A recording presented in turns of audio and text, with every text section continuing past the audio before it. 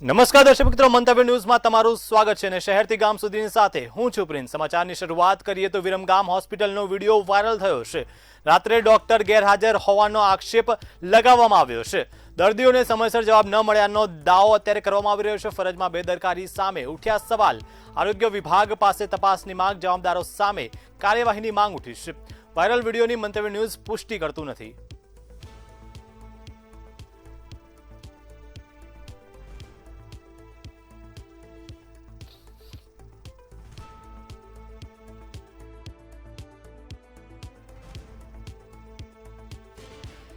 ત્યારે ગેરહાજર ડોક્ટરના કારણે આરોગ્ય સાથે છેડા થતા હોય તેવા આક્ષેપો અત્યારે લાગી રહ્યા છે। ત્યારે વિડીયો સોશિયલ મીડિયામાં વાયરલ થયો છે। દર્દીઓને સમયસર જવાબ ન મળ્યાનો પણ દાવો કરવામાં આવી રહ્યો છે। ત્યારે ગંભીર બેદરકારી સામે અત્યારે હોસ્પિટલ તંત્ર સામે સવાલો ઊભા થઈ રહ્યા છે। ત્યારે ફરજમાં બેદરકારી સામે ઉઠ્યા સવાલ। આરોગ્ય વિભાગ પાસે લોકો દ્વારા તપાસની માંગ કરવામાં આવી રહી છે।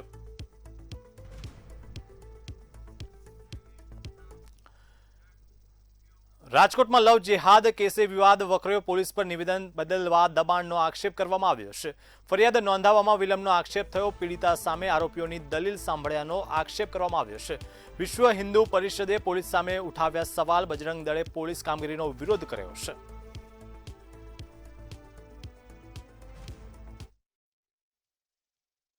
આ બનાવમાં 1 તારીખે એક દીકરીનો અમારે વિશ્વ હિન્દુ પરિષદનો જે હિન્દુની દીકરીઓ હેરાન હોય એના માટે અમે નંબર જાહેર કરેલો છે 909-909-5525।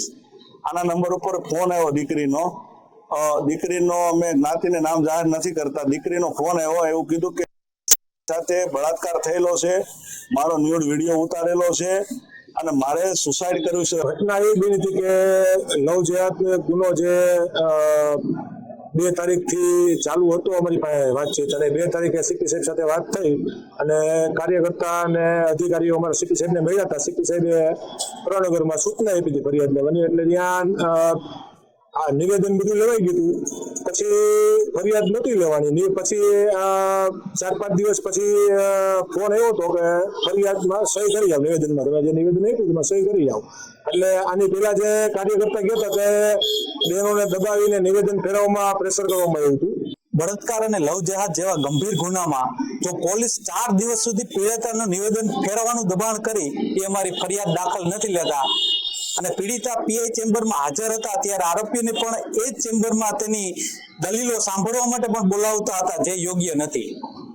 9/7/26 રોજ સાંજે 6 વાગ્યા આસપાસ જ્યારે ફરિયાદી અને કાર્યકર્તાઓ પોલીસ સ્ટેશને પહોંચે છે ત્યારે આરોપી અને તેના સાગરીતો પીઆઈ ચેમ્બરમાં અને અન્ય કર્મીઓ સાથે ચા પાણી પીતા જોવા મળે છે। અને આગળ વાત વલસાડની કે જ્યાં તોફાની દરિયામાં ગાયનું રેસ્ક્યુ કરવામાં આવ્યું છે। દાંતી દરિયા કિનારે ગાય મોજામાં ફસાઈ જતા રેસ્ક્યુ કરવામાં આવ્યું છે। શ્રી કૃષ્ણ ફાઉન્ડેશનને જાણ કરાઈ સ્વયંસેવકોએ જીવનના જોખમે બચાવ કર્યો છે। ભારે જહેમત બાદ ગાયને બચાવાઈ લેવાઈ છે। સ્થાનિકોએ રેસ્ક્યુ ટીમની કામગીરીને બિરદાવી છે।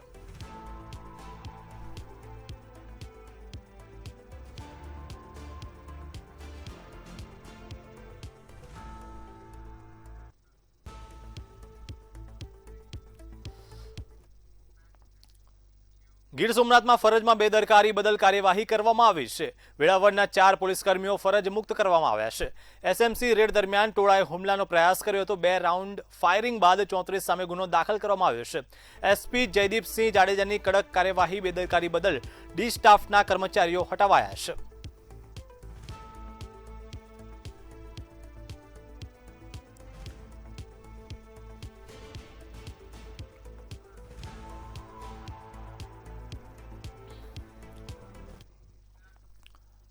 ગુજરાતમાં આગામી દિવસોમાં ચોમાસા દરમિયાન ઉકળાટનો અહેસાસ રહેશે। હવામાન વિભાગે રાજ્યમાં સામાન્ય વરસાદની આગાહી કરી છે, જ્યારે ભારે વરસાદની શક્યતા નહિવત હોવાનું જણાવાયું છે। 12 થી 14 જુલાઈ દરમિયાન માછીમારોને દરિયો ન ખેડવાની સલાહ આપવામાં આવી છે। ટ્રફની અસરથી હળવો વરસાદ અને 20 થી 30 કિમી પ્રતિ કલાકની ઝડપે પવન ફૂંકાશે। રાજ્યમાં અત્યાર સુધી ચોમાસામાં અંદાજે 20% વરસાદની ઘટ નોંધાઈ છે। अगले 7 दिनों में हल्की से मध्यम बारिश कहीं कहीं अपने गुजरात राज्य में हो सकती है, सौराष्ट्र कच्छ और गुजरात रीजन दोनों में। और इसके साथ ही अगर देखते हैं तो जो तापमान है अभी अधिकतम तापमान वो नॉर्मल से थोड़े से ज़्यादा बने हुए हैं। અને આગળ વાત કરીએ તો પેસિફિક મહાસાગરમાં સર્જાયેલા ચક્રવાત અને અલ નીનોની અસરને કારણે રાજ્ય સહિત દેશભરમાં ચોમાસું નબળું પડ્યું છે. દેશના 70 થી 80% ભાગોમાં વરસાદી વાદળો ગાયબ થઈ જતા ખેડૂતો મુશ્કેલીમાં મુકાયા છે. લાંબી રાહ જોયા બાદ પણ વરસાદ ખેંચાતા પાકને નુકસાન થવાની ભીતિ સેવાઈ રહી છે. આગામી દિવસોમાં સારો વરસાદ થાય તેવી ખેડૂતો દ્વારા આશા વ્યક્ત કરવામાં આવી રહી છે. સમગ્ર દેશમાં અને ખાસ કરીને ગુજરાતની અંદર ચોમાસું જે છે તે નબળું પડ્યું છે. લગભગ 70 થી 80% વિસ્તારોમાં વરસાદ જે છે તે ખેંચાઈ ગયો છે. આ ચોમાસું કેમ નબળું પડ્યું છે, શું કારણો છે, કયા પરિબળો આની પાછળ જવાબદાર છે, આપણી સાથે અત્યારે હાલ અશોકભાઈ જોડાયા છે, જે હવામાન વિભાગના નિષ્ણાત છે. અશોકભાઈ, ગુજરાતમાં અચાનક જ જે સેટેલાઇટમાં જે વાદળો દેખાતા હતા એ ગાયબ થઈ ગયા છે. શું કારણ છે? ચોમાસું કેમ નબળું પડ્યું? અચાનક તો નથી થયા, પરંતુ જે પેસિફિકમાં 22 નામનું ટાઇફોન ઉત્પન્ન થયું છે એને 180 કિલોમીટર પર અવરમાંથી 230 કિલોમીટર પર અવરની સ્પીડ ઉત્પન્ન કરી છે. અને એના કારણે જે એશિયામાં જે વાદળો હતા એ તમામ વાદળો એ બાજુ ખેંચાઈ ગયા છે. લો પ્રેશર સિસ્ટમ પણ આપણી વિખેરાઈ ગઈ છે. WD પણ એ બાજુ ખેંચાઈ ગયો છે. અને એ જોતાં આપણને આગામી સપ્તાહમાં તો કોઈ પણ વરસાદ મળે એવી શક્યતા નથી, પરંતુ એના પછી સામાન્ય વરસાદ મળે એવું લાગી રહ્યું છે. હાલ ગુજરાતની શું સ્થિતિ છે? ગુજરાતમાં હાલ સંપૂર્ણ ઉઘાડ નીકળે એવા ગ્રહો છે અને વરસાદની શક્યતા સાઉથ ગુજરાતમાં સામાન્ય વરસાદ કદાચ ઝાપટા પર રૂપે પડે એવી શક્યતા દેખાઈ રહી છે. અચ્છા, અલ નીનોની અસર જવાબદાર માનવામાં આવી રહી છે અને આજે પેસિફિકમાં જે નબળી સિસ્ટમ બની એ ક્યાંક ને ક્યાંક જવાબદાર? પેસિફિકમાં જે સિસ્ટમ છે એ ઉત્પન્ન થવાનું કારણ અલ નીનો તો છે જ, એ ઉપરાંત ગ્લોબલ વોર્મિંગ પણ કહી શકાય. જે તાપમાનને કંટ્રોલ કરનારા પરિબળો છે એમાં હંમેશા લો પ્રેશરથી શરૂઆત થઈને ટાઇફૂન કે વાવાઝોડા રૂપે એ થતા હોય છે. અને કુદરતની એ રચના છે કે આવી રીતે એને ગતિ છે ચક્રીય આપે અને ટેમ્પરેચરને એ શાંત કરે, લો પ્રેશર હાઈ પ્રેશરને કંટ્રોલ કરે. હવે ચોમાસું કઈ તરફ જઈ રહ્યું છે? હવે ચોમાસું તો હાલ એકચ્યુઅલી ભારતભરમાં ફેલાઈ ચૂકી છે, પરંતુ એમાં જે વરસાદ પડવાની શક્યતા હતી એ હાલ ઓછી થઈ ગઈ છે. કારણ કે ઉઘાડ પછી જે વરસાદ થવો જોઈએ અને પાછોતરો વરસાદ બી થવો જોઈએ એ હાલ આપણને ઓછો લાગે છે. અને એ જોતાં કૃત્રિમ સિંચાઈની મહત્તમ યોજનાઓ કરવી જોઈએ. ચોક્કસથી તો પેસિફિક મહાસાગરમાં જે ટાઇફૂન ચક્રવાત જે આવ્યું એ ક્યાંક ને ક્યાંક જવાબદાર છે. અલ નીનોની જે અસર જે છે અને આ જે નબળી સિસ્ટમ બની, આ બધા જ કારણો જે છે તે ચોમાસું પાછું ખેંચાવા માટેના પરિબળો છે. ખાસ જો વાત કરવામાં આવે તો નિષ્ણાંતો હવે એવું કહી રહ્યા છે કે આગામી દિવસોમાં હળવો અને છૂટોછવાયો વરસાદ જે છે તેની શક્યતા છે, પરંતુ ચોમાસું ક્યાંક ને ક્યાંક આ નબળું પડ્યું છે. અને ગુજરાતમાં ખાસ જો વાત કરવામાં આવે તો ગુજરાતમાં પણ હમણાં થોડો સમય વરસાદ જે છે તે પાછો ખેંચાયો છે તેવું નિષ્ણાંતો કહી રહ્યા છે. કેમેરામેન ધ્રુવ સાથે અનિતા પરમાર, મંતવ્ય ન્યૂઝ, અમદાવાદ. અને આગળ વાત કરીએ તો અમદાવાદને હરિયાળું અને પ્રદૂષણ મુક્ત બનાવવાના સંકલ્પ સાથે એએમસીના મિશન 5 મિલિયન ટ્રી અભિયાન અંતર્ગત ભવ્ય સામૂહિક વૃક્ષારોપણ કાર્યક્રમ યોજાયો હતો. સાયન્સ સિટી ખાતે યોજાયેલા કાર્યક્રમમાં કેન્દ્રીય ગૃહમંત્રી અમિત શાહે ₹405 કરોડના વિકાસ કાર્યોનું લોકાર્પણ અને ખાતમુહૂર્ત કર્યું હતું. શહેરમાં 1.25 કરોડ વૃક્ષોના વાવેતરનો આંકડો નોંધાયો હોવાનું જણાવાયું છે. આ સાથે જ 101 ઓક્સિજન પાર્ક અને અર્બન ફોરેસ્ટનું લોકાર્પણ તેમજ BRTSમાં 80 અને MTSમાં 75 નવી એસી ઇલેક્ટ્રિક બસોનો સમાવેશ કરવામાં આવ્યો છે.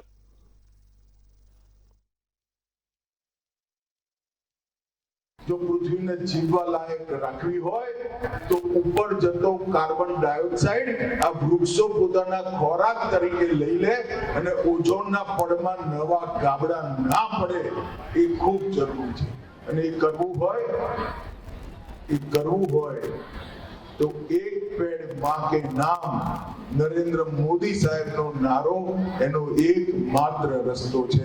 દરેક વ્યક્તિ એક વૃક્ષ વાવે અને ઓઝોનના પડને પોતાની આવનારી પેઢીઓ માટે મજબૂત કરી. વિશ્વ નેતા અને યશસ્વી વડાપ્રધાન આદરણીય શ્રી નરેન્દ્રભાઈ મોદીએ પર્યાવરણ જાળવણીથી વિકાસનું દિશા દર્શન કર્યું છે. તેમણે હંમેશા વન સાથે જન અને પ્રકૃતિ સાથે સંસ્કૃતિ જોડવાનો અભિગમ રાખ્યો છે. કેન્દ્રીય ગૃહ અને પ્રથમ સહકારિતા મંત્રી આદરણીય શ્રી અમિતભાઈ શાહ સાહેબના નેતૃત્વમાં એ આજે અહીં સાકાર થઈ રહ્યું છે. ગાંધીનગર લોકસભા હરિયાળી લોકસભાના મંત્ર સાથે આજે લોક ભાગીદારીથી વિક્રમી વૃક્ષારોપણ થવાનું છે. અમદાવાદમાં મિશન 5 મિલિયન ટ્રીઝ અભિયાન હેઠળ ગોતા ગોદાવી કેનાલના ભાડજ ખાતે કેન્દ્રીય ગૃહ અને સહકારિતા મંત્રી અમિત શાહની ઉપસ્થિતિમાં ભવ્ય વૃક્ષારોપણ કાર્યક્રમ યોજાયો હતો. અંદાજે 91,000 ચોરસ મીટર વિસ્તારમાં મિયાવાકી પદ્ધતિથી 15,000થી વધુ વૃક્ષોનું વાવેતર કરવામાં આવ્યું હતું. કાર્યક્રમ દરમિયાન 1 કલાકમાં 3.5 લાખથી વધુ વૃક્ષોનું વાવેતર કરી વર્લ્ડ રેકોર્ડ નોંધાયો હતો. આ પ્રસંગે ગૃહમંત્રી અમિત શાહે જણાવ્યું હતું કે આ વૃક્ષારોપણના અભિયાનથી આવનારા સમયમાં સ્વચ્છ અને હરિયાળું શહેર બનશે. અમદાવાદ શહેર ને ગાંધીનગર લોકસભા ક્ષેત્રનું તાપમાન 5%થી વધુ ઓછું કરશે એમાં મને કોઈ શકે. હજારો લાખો પક્ષીઓ, પ્રાણીઓ, પતંગિયાઓ, વૃક્ષ પર આધારિત જીવતા હજારો જીવો, એમની આખી ઇકોસિસ્ટમ પુનઃસૃજિત થશે અને સ્વચ્છ અને હરિયાળું અમદાવાદ, રહેવા લાયક અમદાવાદ આપણા સૌના નસીબમાં આવશે. ગાંધીનગરમાં ગાંધીનગર લોકસભા હરિયાળી લોકસભાના સંકલ્પ સાથે સામૂહિક વૃક્ષારોપણ અભિયાન યોજાયું હતું. કેન્દ્રીય ગૃહમંત્રી અમિત શાહના માર્ગદર્શન હેઠળ યોજાયેલા કાર્યક્રમમાં રાજ્યના નાયબ મુખ્યમંત્રી હર્ષ સંઘવીએ શહેર ભાજપ કાર્યાલય ખાતે વૃક્ષારોપણ કર્યું હતું. આ પ્રસંગે શહેર ભાજપના આગેવાનો, જનપ્રતિનિધિઓ અને મોટી સંખ્યામાં કાર્યકરો ઉપસ્થિત રહ્યા હતા.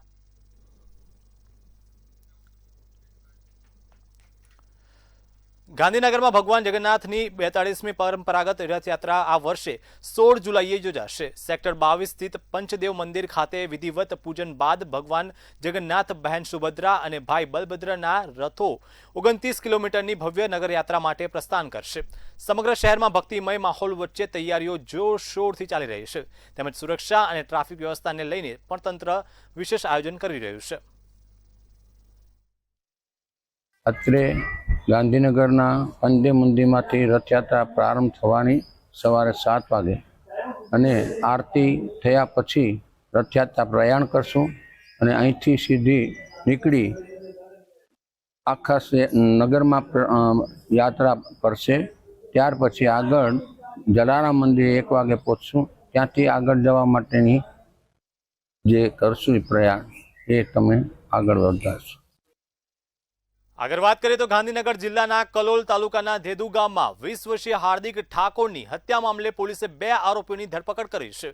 ડીવાયએસપી આર.એમ. સરોદેએ જણાવ્યું કે પ્રાથમિક તપાસમાં ગળું દબાવી હત્યા કરાઈ હોવાનું સામે આવ્યું છે. હત્યા બાદ મૃતદેહને પ્લાસ્ટિકની થેલીમાં ભરી નિકાલ કરવાનો પ્રયાસ કરવામાં આવ્યો હતો, પરંતુ સફળતા ન મળતા આરોપીઓ ફરાર થઈ ગયા છે. મૃતકના પિતાની ફરિયાદના આધારે ગુનો નોંધ્યા બાદ પોલીસે મોડી રાત્રે બંને આરોપીઓને ઝડપી લીધા છે. એક યુવક હાર્દિક રમેશજી ઉદાજી ઠાકોરનું તેના જ પડોશી વિષ્ણુજી વાસુભાઈ ઠાકોર તેમજ હંસાબેન વિષ્ણુભાઈ ઉર્ફે વાસુભાઈ ઠાકોર 2 પતિ પત્ની મળી અને હત્યા કરેલી છે. આ કામે અત્યાર બનાવેલી એવી વિગતે છે કે જેમાં આ જે પડોશી છે વિષ્ણુ તેમજ હંસાબેન, તેઓએ તેમના પડોશી હાર્દિકભાઈને કોઈક અગમ્ય કારણોસર મારી નાખી અને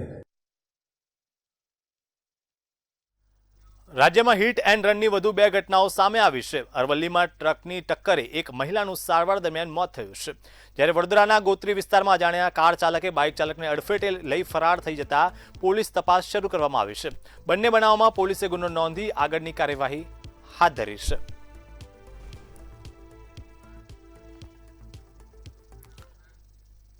અને આગળ વાત કરીએ તો ગારિયાધાર તાલુકાના માનપુર ગામની વાડી વિસ્તારમાં સિંહ દ્વારા વાછડીનું મારણ કરવામાં આવતા ગ્રામજનોમાં ચિંતાનો માહોલ ફેલાયો છે.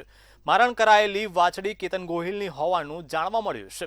ઘટનાની જાણ થતાં જ પશુપાલકે તાત્કાલિક વન વિભાગને જાણ કરી હતી. માહિતી મળતા જ વન વિભાગની ટીમ ઘટના સ્થળે પહોંચી જરૂરી કાર્યવાહી હાથ ધરી છે. સિંહની અવરજવરથી આસપાસના ગ્રામજનો અને પશુપાલકોમાં ભયનો માહોલ જોવા મળ્યો છે.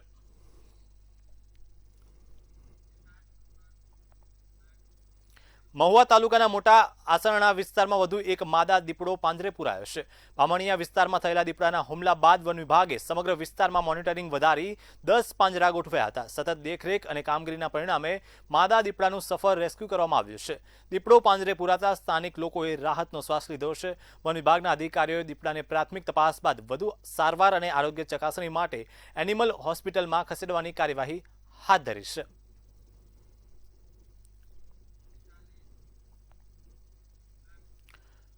રાજકોટમાં લોકાર્પણના માત્ર 8 મહિનામાં નવા બ્રિજમાં ગાબડા પડતા તેની ગુણવત્તા સામે સવાલો ઊભા થયા છે. અંદાજે 4 કરોડના ખર્ચે બનેલા બ્રિજના પોપડા ખરતા સ્થાનિકો અને કોંગ્રેસે ભ્રષ્ટાચારના આક્ષેપો કર્યા છે. સમગ્ર મામલે મહાનગરપાલિકાએ રેલવે વિભાગને જાણ કરી છે અને સંકલનથી તાત્કાલિક જરૂરી મરામત અને નિવારણની કાર્યવાહી હાથ ધરવામાં આવે તેવું જણાવવામાં આવ્યું છે. રાજકોટના હોમી દસ્તુ રોડથી અમીનમાર્ગ તરફ જવાના રેલવે ક્રોસિંગ પર 8 મહિના પહેલા 4 કરોડના ખર્ચે રાજકોટ મહાનગરપાલિકા અને રેલવે વિભાગે એક અંડરપાસ બ્રિજ બનાવ્યો હતો અને આ બ્રિજમાં હજી માત્ર 8 મહિના થયા ત્યાં જ આ બ્રિજની ઉપરના જે પોપડા છે એ પહેલા છે. આ ક્યાંક ને ક્યાંક પોપડા એ ભ્રષ્ટાચારી કમિશનના પોપડા છે. રાજકોટ મહાનગરપાલિકાના પદાધિકારીઓ હોય કે પછી રેલવે વિભાગના મોટા અધિકારીઓએ જે કમિશન લીધું છે એમના કમિશન રૂપિયા વાહન ચાલકોના જીવ ઉપર જોખમ મુકાય છે. અહીંયાથી દરરોજ હજારો વાહન ચાલકો આ બ્રિજની નીચેથી નીકળે છે ત્યારે ક્યાંક ને ક્યાંક એમના જીવ ઉપર જોખમ પેદા થાય છે. ગયા વર્ષે જે બ્રિજનું લોકાર્પણ થયું હતું અને આપના માધ્યમથી એ વાત મારા ધ્યાન પર આવી. મેં સિટી એન્જિનિયર સાથે વાત કરી આ બાબતે. એ બ્રિજ જે નિર્માણ થયું હતું એ રેલવેની એજન્સી દ્વારા કરવામાં આવ્યું હતું અને સિટી એન્જિનિયર સાથે વાત કરીને અને આપણા કોર્પોરેશનના માધ્યમથી અમે રેલવેમાં જાણ કરીશું અને વહેલી તકે એમનું રિપેરિંગ સમારકામ થઈ જાય એ દિશામાં પ્રયત્ન કરશું. આજે જ રેલવેમાં આ બાબતની જાણ કરશું અને વહેલી તકે કામ એનું સંપૂર્ણપણે પૂર્ણ થઈ જાય એ સૂચના આપશું. અને આગળ સમાચાર રાજકોટથી કે જ્યાં આટકોટમાં હડકાયા શ્વાને આતંક મચાવ્યો છે. જૂના બસ સ્ટેશન વિસ્તારમાં અચાનક આવેલા હડકાયા શ્વાને રાહદારીઓ પર હુમલો કર્યો છે. શ્વાને 7 લોકોને બચકા ભરતા વિસ્તારમાં ફફડાટ ફેલાયો. બીજી તરફ શ્વાનના હુમલામાં ઇજાગ્રસ્ત થયેલા તમામ લોકોને સારવાર માટે હોસ્પિટલ ખસેડવામાં આવ્યા છે. હાલ સમગ્ર ઘટનાને પગલે વિસ્તારમાં ભયનો માહોલ જોવા મળી રહ્યો છે.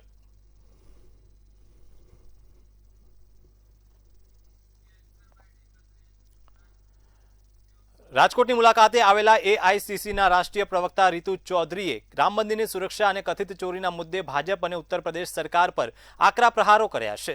તેમણે દાવો કર્યો કે રામ મંદિરમાં વારંવાર ચોરીની ઘટનાઓ બની રહી છે અને સમગ્ર મામલે એસઆઈટીની કામગીરી પર સવાલ ઉઠાવ્યા છે. કોંગ્રેસ દ્વારા 10 થી 12 જુલાઈ દરમિયાન દેશભરમાં પ્રેસ કોન્ફરન્સ યોજી આ મુદ્દે જનતાનો અવાજ ઉઠાવવામાં આવી રહ્યો હોવાનું તેમણે જણાવ્યું છે.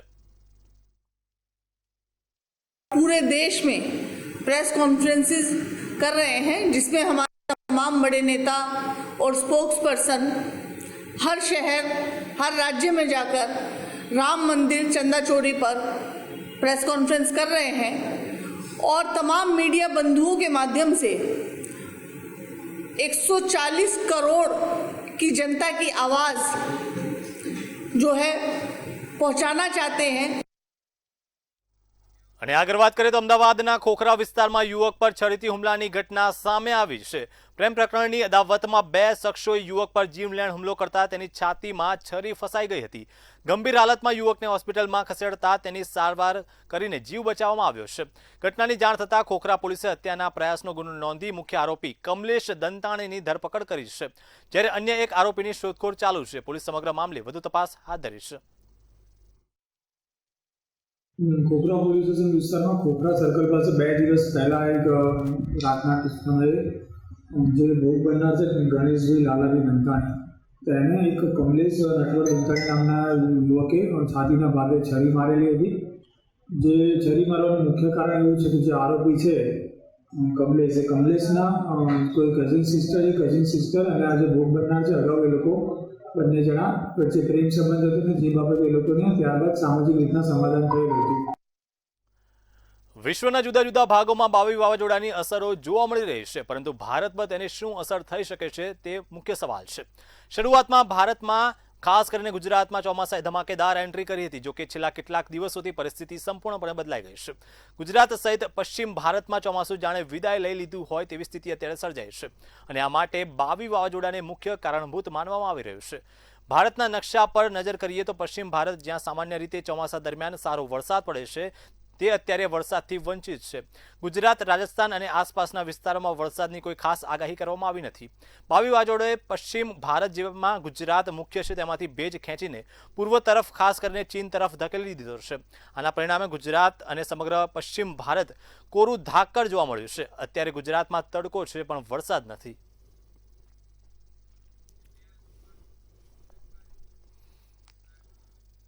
અમરેલીના ખાંભામાં પોલીસે મોટી કાર્યવાહી કરતા બનાવટી પિસ્તોલ અને 2 કારતૂસ સાથે એક શખ્સને ઝડપી પાડ્યો છે. ખાનગી બાતમીના આધારે ખાંભા પોલીસે વોચ ગોઠવી મધ્યપ્રદેશના મોહમ્મદ શેખને હથિયાર સપ્લાય કરતા પહેલા ઝડપી લીધો હતો. ખાંભા પંથકમાં ચિઠ્ઠીમાં નંબર લખી ગુડગાંવથી સંજીવ કુમાર નામના શખ્સ દ્વારા પિસ્તોલ મોકલવામાં આવ્યું હોવાનું સામે આવ્યું છે. પોલીસે પિસ્તોલ, કારતૂસ અને ચિઠ્ઠી સહિતનો મુદ્દામાલ કબજે કર્યો છે. હથિયાર મંગાવનાર અને સપ્લાય કરનાર સુધી પહોંચવા પોલીસે તપાસનો ધમધમાટ શરૂ કર્યો છે.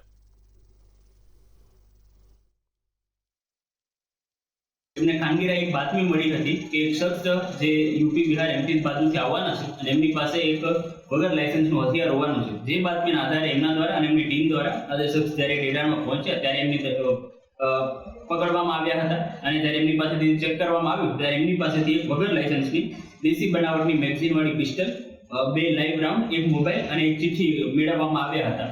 ત્યારબાદ ખાંભા પોલીસ સ્ટેશન દ્વારા આ અનુસંધાને આર્મ્સ એક્ટની કલમ 25(1)B તથા A29 હેઠળ ગુનો રજીસ્ટર કરવામાં આવેલો છે. અને આગળ વાત કરીએ તો ગીર સોમનાથના વડામથક વેરાવળમાં 8 જુલાઈની મોડી રાત્રે એસએમસી પોલીસે ખાનગી બાતમીના આધારે કોળીવાડા વિસ્તારમાં જુગાર ક્લબ પર દરોડા પાડ્યા હતા. દરોડા દરમિયાન જુગારીઓ ફરાર થઈ ગયા હતા, જ્યારે ટોળાએ એસએમસી ટીમનો ઘેરાવ કરી હુમલાનો પ્રયાસ કર્યો હતો. પરિસ્થિતિ કાબૂમાં લેવા પોલીસે હવામાં 2 રાઉન્ડ ફાયરિંગ પણ કર્યું હતું. બનાવમાં નોંધાયેલી 2 અલગ અલગ ફરિયાદોના આધારે પોલીસે 21 આરોપીઓની ધરપકડ કરી હતી, જેમના 7 દિવસના પોલીસ રિમાન્ડ મંજૂર કરાયા છે. ઘટનાને પગલે આઈજી રાજેન્દ્રસિંહ ચુડાસમાએ વેરાવળ સિટી પીઆઈ અને એલસીબી પીઆઈને લીવ રિઝર્વ કર્યા છે. તેમજ ડીવાયએસપીની અધ્યક્ષતામાં એસઆઈટીની રચના કરી વધુ તપાસ શરૂ કરવામાં આવી છે.